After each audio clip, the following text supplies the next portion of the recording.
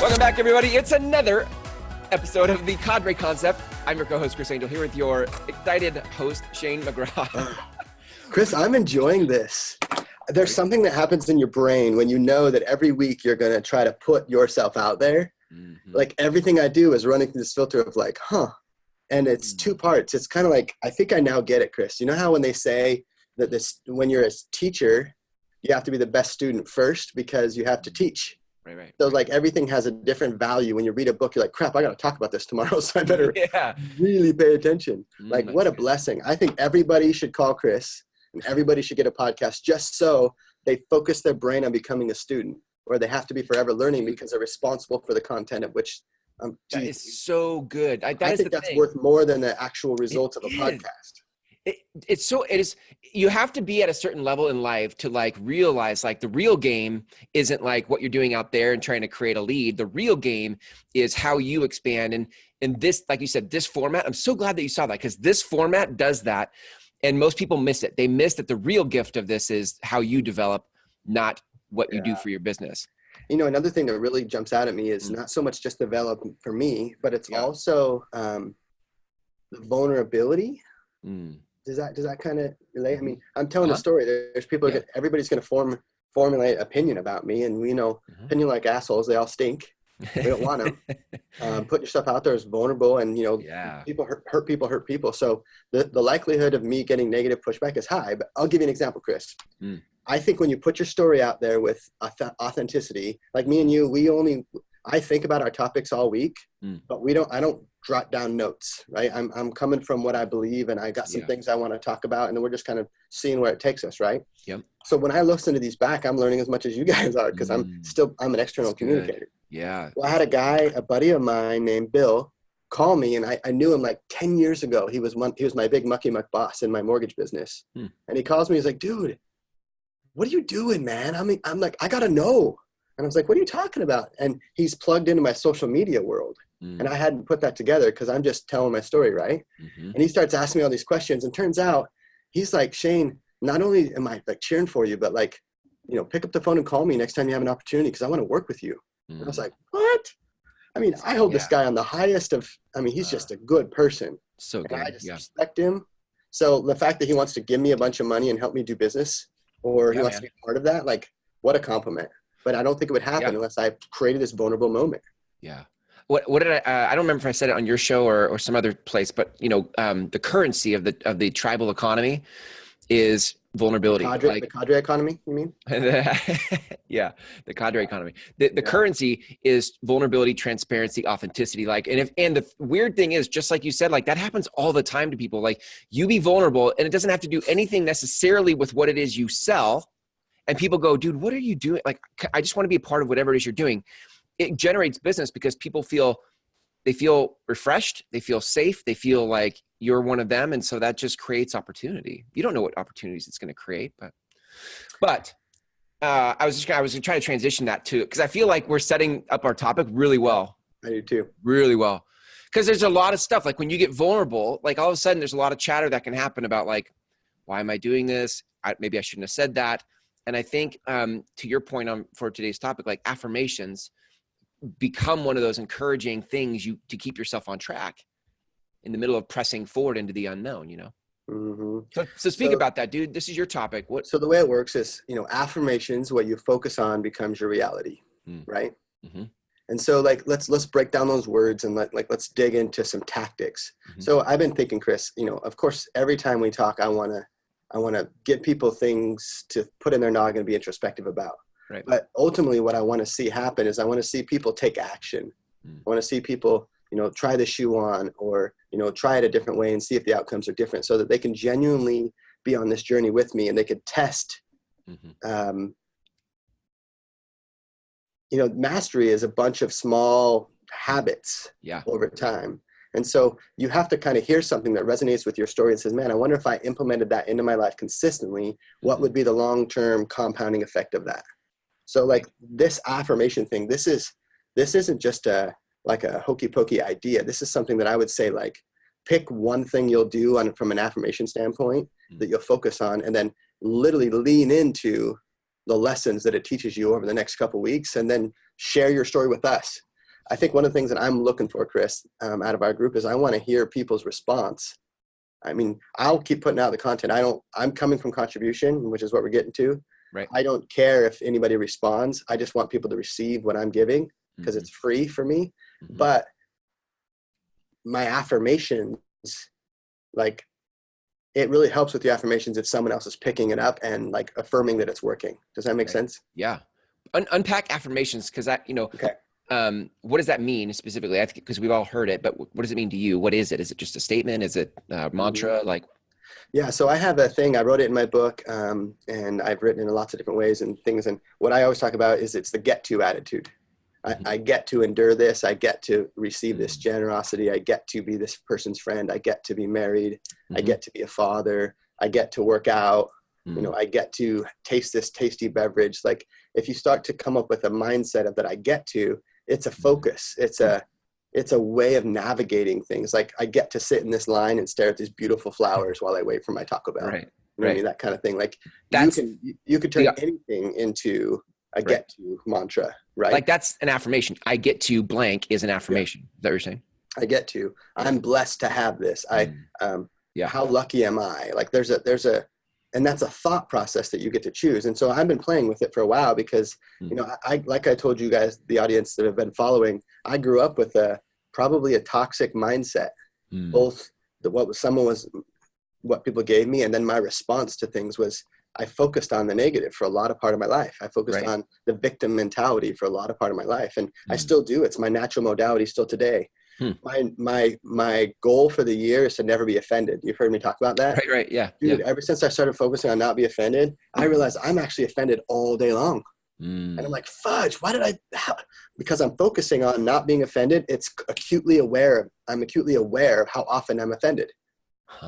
How do you, okay, that's really good. Cause I think people can get the benefit of affirmations, and then there's the application of, or the execution of affirmations, right? So we're like, I'm gonna do an affirmation. And then we like run headfirst into a wall in our day multiple times. And then, you know, affirmation out the door, we're totally triggered and on, you know, just like down the road blowing up in our minds. Like, how do you, Mike Tyson says it's easy to box until you get punched in the face. You know, you can have a game plan until you get punched in the face. Right. So what happens then? Like, the minute is it just noticing like, oh man, I got triggered, and then I'm back to my affirmation? Or how do you not get derailed by your day? So here's the thing.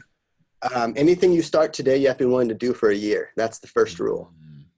Whatever you start today, be willing to do it for a year. So don't start it unless you're willing to commit to it for a year, period. Right? So that's the first thing. By the way, freaking hard. It'll make you commit to less. Yeah. Right?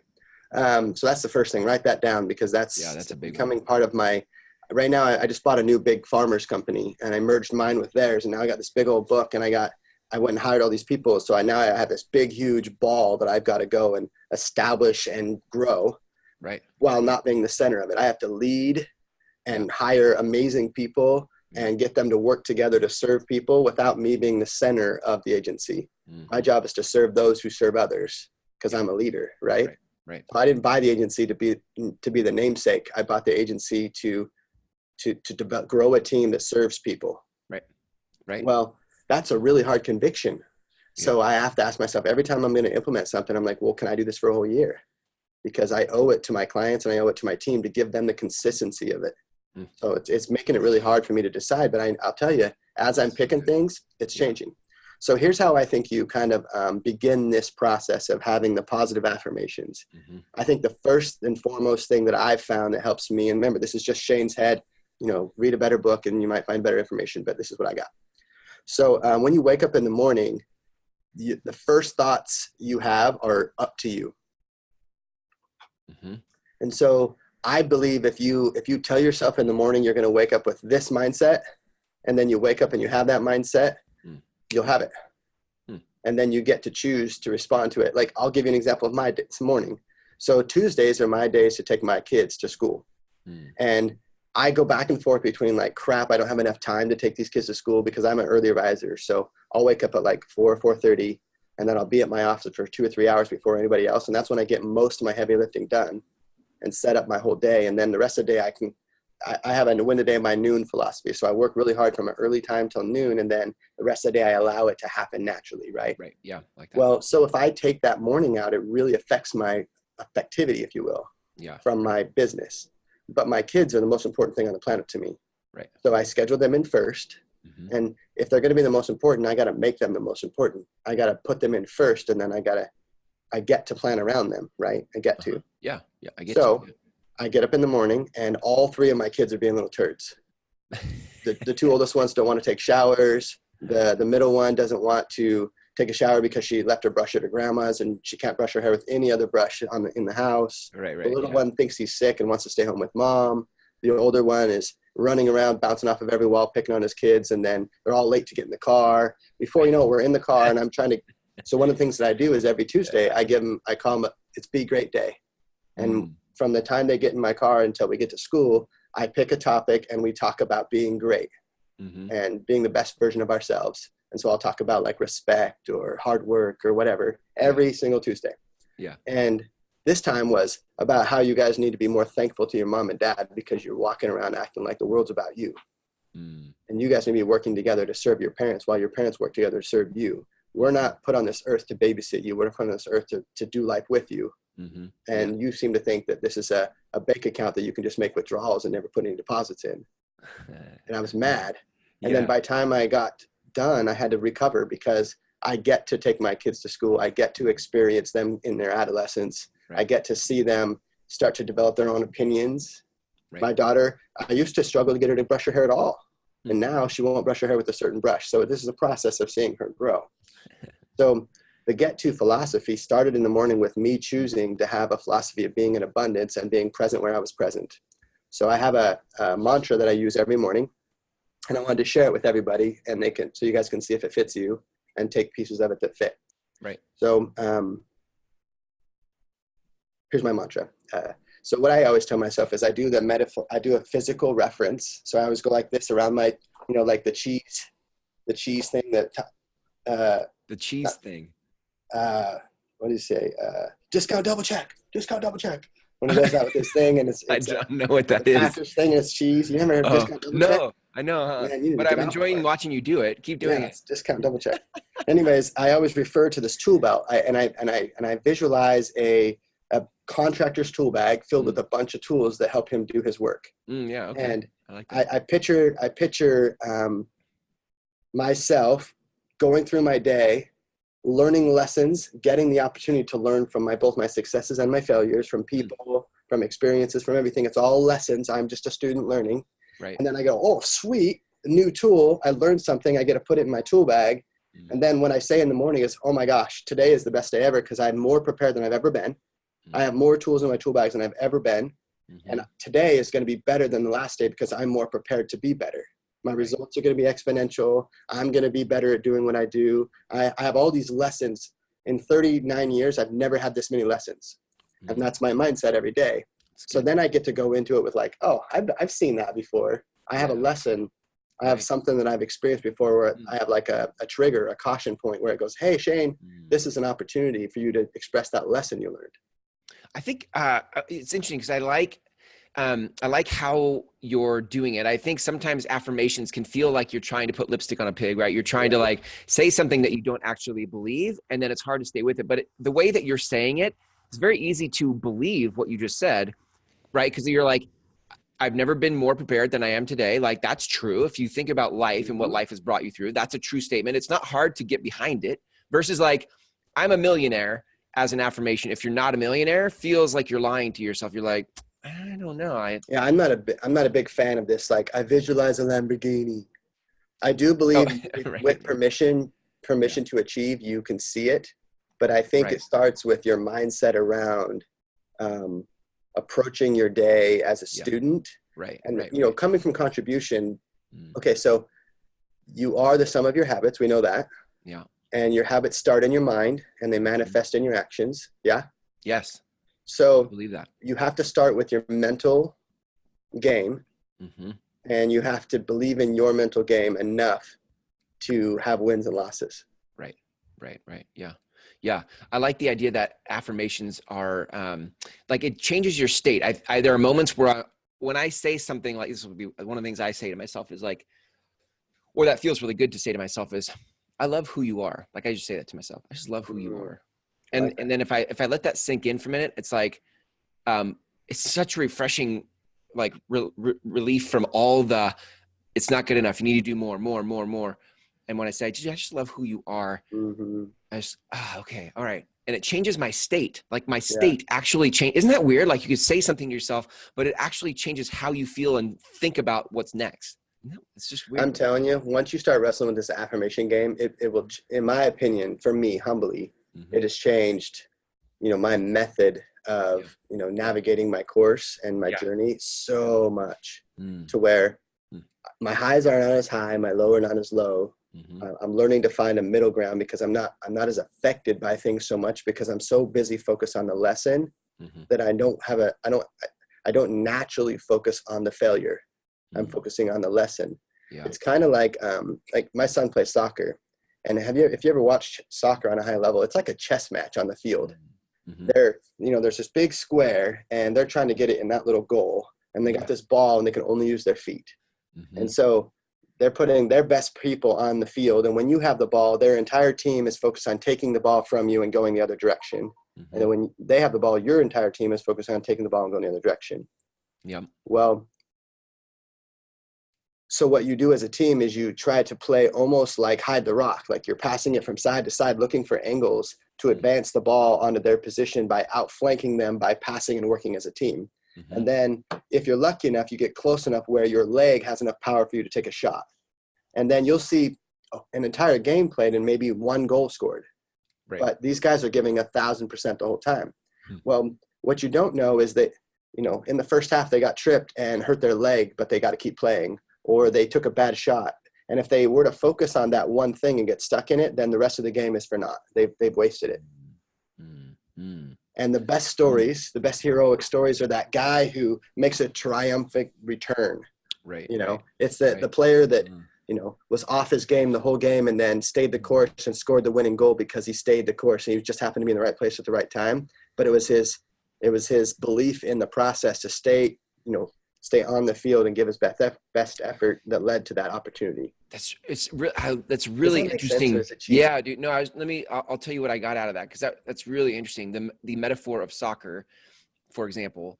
If I think about that, like as a day in the life of you can't like get your leg injured. You can't have a bad moment. You can't like just stop your day because your daughter wants her hairbrush and doesn't have it. Like you got to keep focusing on the game and keep moving forward. And I think to do that, it requires that you're present. Like in soccer, when you're playing the game of soccer, you don't have time to stop think about your leg because the game is happening. And when you're actively in the game, you're present to the game. You're like, all you see is the game. You're not thinking about grocery lists. You're not thinking about what you had for dinner last night. You're not thinking about, there's nothing else to think about except what's happening right now. And I think that's an easier way to stay connected to what it is that you're trying to create. And the affirmations keep you in that game. You're right. Like if I'm playing soccer and I hurt my leg, it's like, dude, get up. We got like, get up. The ball's coming towards you, right? Gets me back in the game versus like, oh yeah, I hurt my leg. Like, what's for dinner tonight? You can't do that. Oftentimes we give our mind gives us permission to be less of ourselves. And through repetition, we can teach our mind to bring out the best in us in those moments rather than give us excuses or limit us. Have you ever heard the Maxwell has a thing called the principle of the lid? It talks about in the form of leadership that if the leader, if this is as far as you can go, then all the people that are following you, that's as far as they can go too. And so you have to give yourself permission to rise up above things and always be in a growth trajectory so that you can lead people to the next chapter. And it's not about like getting somewhere. It's about getting the most out of each of your moments. It's not about like where you end, in my opinion. Going back to keeping this simple, Chris, so people can take action. I've been trying to paint different scenarios and direction or examples around just the idea of what you focus on becomes your reality and how you can look for opportunities inside of your day that I've been able to do this, where I recognize how that so many things are connected to each other and how it's not really about me. So if you're focused on your positive affirmations, if you can have an affirmation that says you're not the main character, it'll lighten the load in a big way, Huh. because you're not so much focused on how you can steer your impact on society. You're focusing on being in a mindset of being impactful. Right. You know, it's something you are instead of something you do. Mm-hmm. Right. Does that make any sense, or is that, I don't know. Yeah, there was I'm still trying to get this out, Chris, because this has been one of the funnest games I've ever played with my mind. Yeah. Because the world would tell me things, my upbringing teaches me things, TV teaches me things, movies, like there's so many things teaching me stuff. And I'm having to decide which one of those things I'm going to let in, right, and what I'm going to do with what I have. Otherwise, I'm just kind of weighing around in the wind, and I don't necessarily have a trajectory. So I'm wrestling with this mindset all the time: is what am I letting in? Who am I letting in? How am I letting it in? What am I doing with it? Does that make sense? Yeah. Yeah, totally. So if people were going to make this practical, like, do I write it in a journal? Do I put it on an index card? Should I record it with my voice and play it over and over on a loop in my phone? Like, how do we make this real practical? I think everybody has their own modality on what works for them as far as how they implement it. I would just say whatever it is, it's for me, and I can't say that I've done this well, but I've had seasons of doing it well. It's when I journal with purpose. So it's not about dear journal, here's what I learned today. It's dear Mason, my son. Today I learned this lesson. And in the event that you don't get to learn this lesson from me directly, I hope you can read these pages in my absence, or, maybe it's a gift for your 16th birthday. I can give you my journals, or, whatever. And you could see the struggle Actually, I'm going to segue just for a second, because I think this could help. My mom and I have a different kind of relationship, because she was the constant when I was going through a lot of hard stuff. Yeah. And for a long time, I've been kind of a victim of that season, and it comes up in my vocabulary. It's something, and it's a real thing. I mean, those things did happen to me, and they do affect me still today, even when I'm 40. Right. But what I learned recently is that my mom was doing her best to do her best at the time too. And though she probably has, some stuff to own, it doesn't necessarily mean that that it betters our relationship by me helping her own it today. Right? Because she was doing her best at the time, and she's on her own journey getting better. So now if I accept that to be true, now I can listen to my mom with a different mindset, because I choose to. Right. So when she's telling me her story, so me and her are going to go have lunch next week, and I'm going to hear her testimonial, not as filtered through my version, not how I felt, but like, oh, so that's what happened. Remember, I was a kid.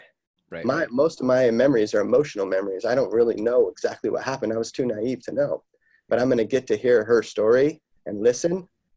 What would happen if we did that to everybody? If we started considering that the person in the grocery store has a story that led them to where they're at, and if we paid attention enough, we might genuinely care and make allowances for each other. And I think it all starts with this idea of affirmations. Like, what do you want to be? What do you want to enter your mind and not? You have to focus on it. Yeah. And a lot of times sometimes the person we have to let just be is ourselves. Like, the affirmation that, it's so easy to look outside ourselves and to see physical other things like people. But it's oftentimes that the inner game, the head game gets really confusing sometimes, because there's so many voices in there. Like the affirmation kind of, we're all messy, aren't we, Chris? It's messy, man. Yeah. Absolutely. Sometimes I do these podcasts and I get introspective, and towards the end I'm like, did I actually say anything of value today? Because I feels like there's got a lot of stuff going on, but did I just bounce around, or people following this? I heard this thing a while back from a podcast. The guy said he used to come into he would travel and teach, and he would be like, this is really what I want. This is the intention of what I want to teach to people. And then, but what he would notice is somebody would come up to him afterwards and be like, wow, what you said really impacted me and made me think of my dad. Yeah. He's like, I said nothing about parent relationships. I said nothing about dads. So, people get what they get. And I just love the idea that, you can share something and everybody's going to get what they need to get. I mean, that takes all the pressure off you, huh? You just takes all the pressure. Yeah. Anyway, so it's all good. It's beautiful. I love it. And I think affirmations are one of those really easy. Jim Rohn used to say the things that are easy to do are also easy not to do. Affirmations are like one of those things, man. Like, it's easy, but you just got to do it, and you got to do it for a year, to your point. Well, what you focus on becomes your reality. We all know this to be truth. Every one of us can kind of go, yeah, I see that. Yeah. So the question is what do you focus on? Yeah. You have control of what you focus on. Yeah. And are you willing to do the work to see the other side of it? Yeah. Are you willing to focus on a positive affirmation, even if it's one thing? Like I was talking to one of my buddies, and he's in a tough marital situation. And I can tell that his talk is one-sided. Well, if she would do this, if she would do that, if she would do that. And I would say that, like, if I was giving him, if he said, Shane, tell me what to do, I would say, well, the world's not about you, pal. So why don't you start doing the things to her that you wish she was doing for you, and give her a chance to respond, because you're the leader of that household, not her. Yeah. Someone's got to step up. You're so good at seeing all her faults. What a great opportunity for you to step into the gap and make sure that you're being a leader. Yeah. Right. But instead, he's stuck in this mindset. So I wonder if you're stuck into a mindset and you look down at your past and you see that this mindset has bared you poor fruit that you don't want in your life. What if you trim that limb? What if you cut that off of your tree? Your tree is vibrant except for this one thing that's holding you back. You know, I talk about the 7 F's a lot, and I think that it stems from having a desire to be your best. Yeah. And understanding that your best is never, it's always, the game is afoot. You're always getting better. It is fun. Yeah. So, Chris, I think today is one of my favorite podcasts because it just shows how much of a work in progress I am. I genuinely think this is a fun game. I don't have the answers. I hope no one watching this is thinking that I'm prospering as if my life is easier than the next guy's. I screw up on everything. I just make a lot more mistakes than most because I put myself in more positions to do so. So my tools in my tool bag, because I play what I would say is bigger than most, my tools are more consequential. They're bigger. I've learned bigger lessons. Yeah. And what I would tell you is, on the other side of my big choices are the lessons. The lessons on the other side of those big choices are worth it. Yeah. Because it makes me better. And being better, I mean, if you think about it, if you add yourself to a situation, but you're 10% better, your situation will be 10% better. Yeah. Because you're the constant. Yep. That's right. I love it. Well, speaking of the 7 F's, I know that you have an assessment or a test, a quiz that people can take on cadreconcept.com. Yeah. I love that if you think about affirmations and what you focus on becomes your reality. Like, there are things inside of those 7 F's that we want, and there's a reality inside those 7 F's that we want. And an affirmation is an easy way to move towards those things. So to get an assessment and just evaluate where are you in all of these 7 areas is a great place to start. I know that that's for free on your website. Yep. And we're working on the process. We have an affirmation for every single question. So now we're going to be able to send out and put out a weekly an affirmation on each topic. I love it. For each question. There's 130 of them. So we have 130 affirmations of those areas. Dude, that's awesome. So so again, guys, go to cadreconcept.com. Anything else you want to say to people about affirmations, or even about the Cadre Concept? No, I'm sincerely thankful for this medium, for just having a place to come, share my story, and have people from all over the world have the opportunity to lean into it and respond. And I'm just curious, who are you out there? Who's listening to it? Do I know you? Do I not know you? I think the main goal I have with the Cadre Concept is I believe you are the sum of the people you surround yourself with. So I want to level up my, who I'm with all the time, and get to know people who are like me and have different skills than I have, but are on the same journey of being the best version of themselves every day.